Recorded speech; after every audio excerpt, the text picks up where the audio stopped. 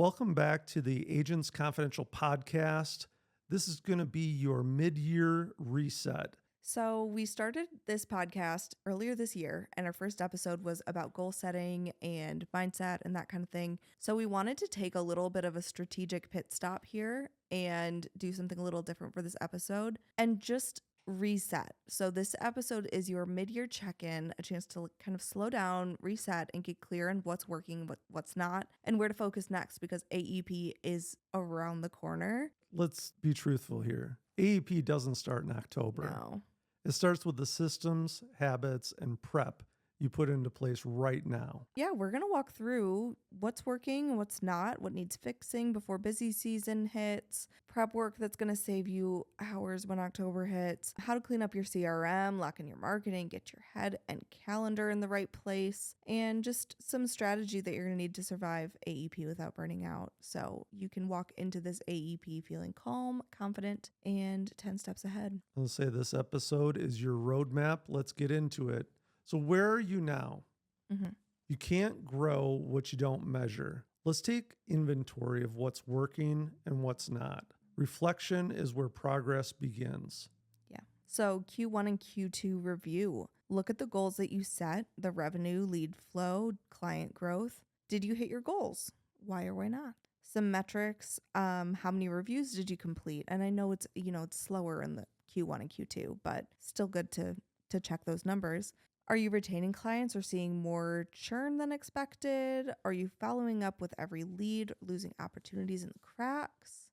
And some procrastination hotspots. What have you been avoiding? Is it compliance? Is it content? Is it outreach? The later task could become your October nightmare. And, gut check. What feels easy and energizing and what feels draining and stressful? You can use that as your compass. I talk with agents every day. I have heard recently, I'm busy. Love that. But in a way that I'm like, are you really? Oh, I'm so busy.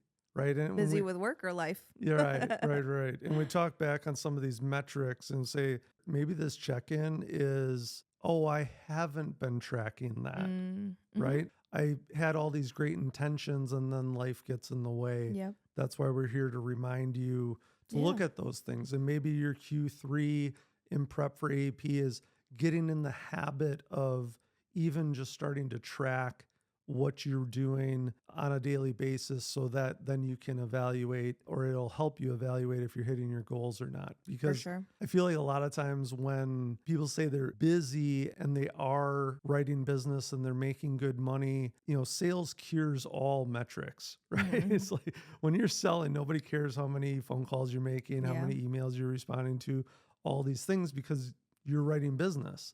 But we need to know what those numbers are. So also if you have a dip or if you expand and grow your agency and bring on more people, you can't just do what you've been doing. You have to continue to grow and be even more busy. For sure. So AEP prep, you should be doing right now. Let's look at some operational tasks, marketing, and personal strategies. Yeah. Operational tasks, you're going to want to clean your CRM. Tag your hot leads, archive some stale data. Maybe there's prospects, maybe people aren't clients anymore. Maybe you have a list of people that are on a sticky note that you need to put into your CRM. Please do that. Prep your scope of appointment systems and review the plan changes and carrier updates. I know that you can't really be doing that right now, but maybe you just take a quick review of the plans that most of your clients are on so that you know what the changes are going to be. We were talking about this the other day, is sort of like batching your clients, right? I have this carrier client, take the carrier, break down the different plans that they have. How many people do I have in each one? So that when these changes come out, you can basically highlight those and say, I need to reach out to these 62 people. This was a big plan change. And we're just getting ready to be able to tackle some of these tasks. For sure. Yeah. And then marketing and visibility, pre-schedule your educational content on social, email, and print. You can do this really easily on social media to schedule out your content months in advance and not have to think about posting during AEP. So lock in your seminar dates and ad budget and just kind of start thinking about those things too, and have a touch base with your referral partners. This is a great time to write Yeah. now Yep. before AEP. Yep. This is a great time to go out to your referral partners, bring them lunch or something, invite them out to lunch maybe, or invite them to like a happy hour, whatever you want to do. Yep. But it's a great time to touch base with them before busy season hits. And then some personal strategy, block your calendar breaks for AEP. Plan your meals and recovery time and self-care because it gets so crazy and you're going to have to plan those recharge times just like you'd plan a client appointment.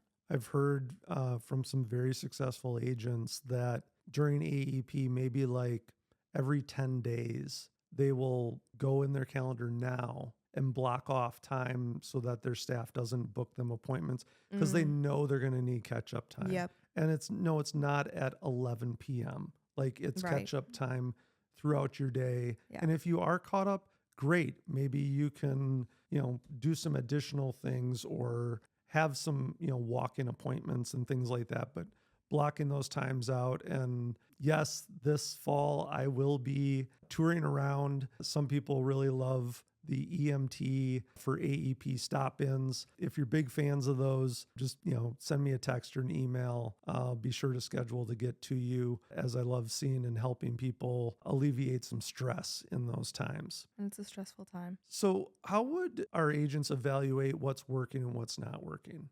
Yeah. If it's not producing results, why are you doing it?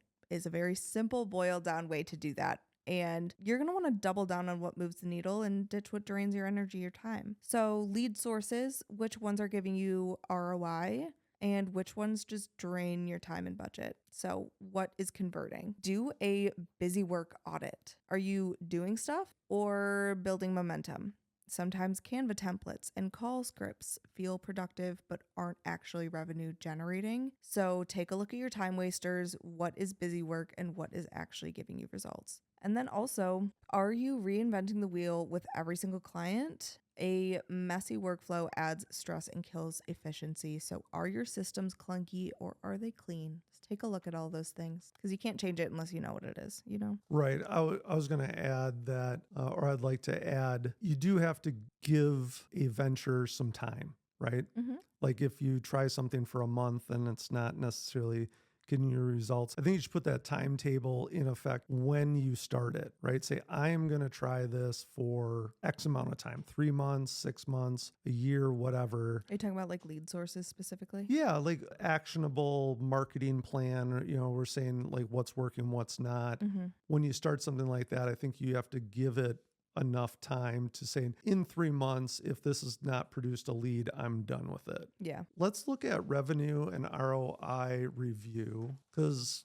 we believe it's not just what you earn, it's what you keep, where it comes from and how repeatable it is. Mm-hmm. So income versus your goal. Are you on pace to hit your income target by the end of the year? What's ahead or behind? Because, you can take a look at this now and say, ooh, I'm a little bit behind on my goal. I'm going to go and make connections with referral partners right now before AEP comes so that during AEP I can increase my client list. Do a marketing spend review. Did you actually use those marketing dollars from your FMO? Oh, a little co-op money, marketing budget? Did you, or did you just let it sit? And if you haven't used it, you might want to, take Reach a out to review. Stephanie, commissions at Agent Equity Group or Yeah. the FMO that you do work with. Yeah. Right? Or carriers have, well, maybe not so much right now, but carriers have opportunities. Sometimes they'll have marketing dollars and things like that. So Yeah. if you need something, let somebody know. Yeah. Campaign ROI. Which campaigns or referral partners are giving you the best bang for your buck right now? Give them some more bucks Yep. because if it's working, Use your marketing dollars and bring them more donuts. Yeah. There's take them golfing. Let's talk a little bit about optimizing our systems and delegating work. Mm-hmm. Systems save you time when your calendar fills up. If you've been listening to this episode for a while, you know that that's what I'm going to be preaching. So what can you clean up, automate, or hand off before AEP? You don't have to do everything. You just need a repeatable system so that you can delegate. Don't carry that chaos into AEP. Simplify and scale smart. Automate. Set up client review reminders, text confirmation form responses. Anything repeatable should run on autopilot.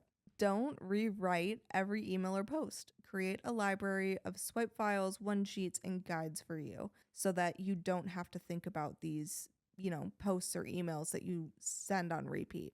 And outsource. Even one freelance assistant or appointment setter can free you up to close more business during AEP. So start thinking about that. And we talked about that last year because you make a fair amount of phone calls. Mm-hmm. You said, or I asked you like what's the percentage of voicemails that you leave? And you're like, easily over 50% are not answering the phone.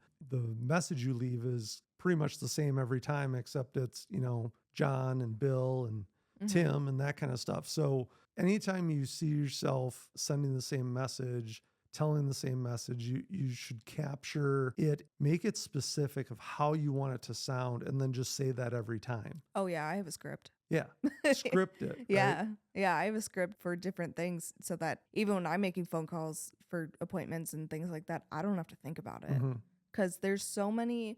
After the 50th call, you're like, yeah, just call me back. Yeah, it's like I don't want to have to sit there and be like, oh my gosh, what do I need to say to this person again? They need an appointment. This is what I say. I don't waste any time. Yeah. Let's review, and I want every agent to think about their target market. Yeah.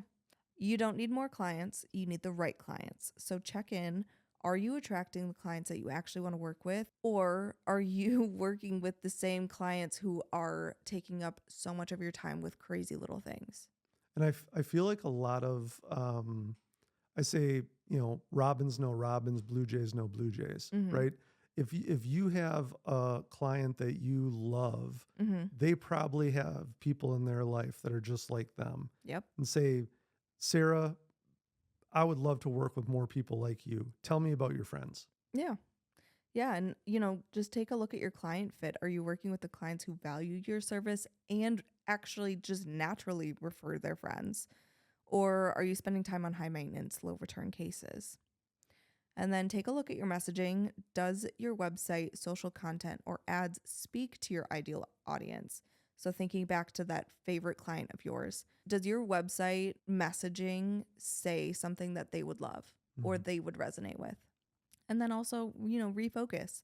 If you want to shift your book of business, like more veterans, fewer low income LIS clients, or, more golfers. Yana said it. Now is that time to adjust your messaging and targeting. All right, great information, Yana. We're going to review this for you quickly in a checklist format. Agents, thank you so much for all your work and listening to this podcast now that we are at the mid-year point. Good luck in the rest of the year. And Yana, let's wrap it up. Honestly, I can't believe that we're midway through the year. But yeah, just take some time to review where you are now, some operational tasks that you can be doing to prep for AEP, evaluate what's working and what's not, and then ditch the things that are not. Review your revenue and ROI, audit your systems and see where you can delegate, and also create those systems that are going to help you delegate too. And then also just take a look at your clients and your target market and check in with that and see how you're doing. But we just want to say thank you for listening for 7 months now. I can't believe it. But no, we're really grateful for everyone who's ever listened to a podcast, and excited for AEP. See you next time. See you next time.